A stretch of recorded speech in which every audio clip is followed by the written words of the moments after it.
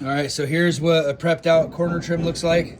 We have an 8.5 inch reference mark.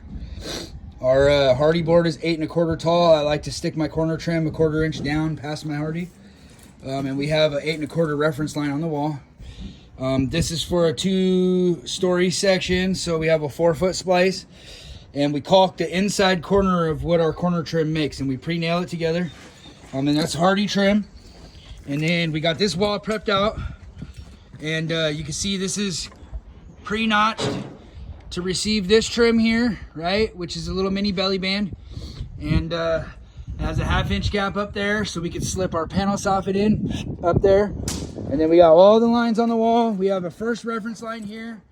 And then Aaron's doing a second reference line up here. That's to keep us straight. And we want that line anywhere before direct eye level. And then you can see we got tape behind our trim right here. Right, that's what this is. And that's because that's the weakest part of your Hardi siding is gonna be your corner trim.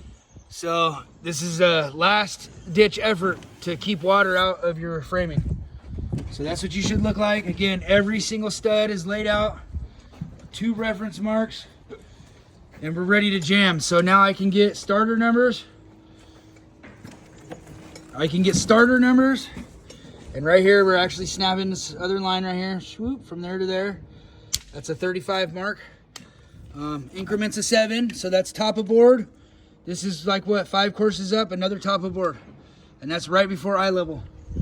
And then now I can pull these numbers and start prepping this, and I can start my starter coursers while he's hanging his other piece of corner trim. So that's how we jam. And we're about to fly. So before we leave today, we'll be up there where we can barely reach. And then we'll probably set the poles before we leave so they don't get stolen. Because we did have a ladder that got stolen from this job site. So it makes them harder.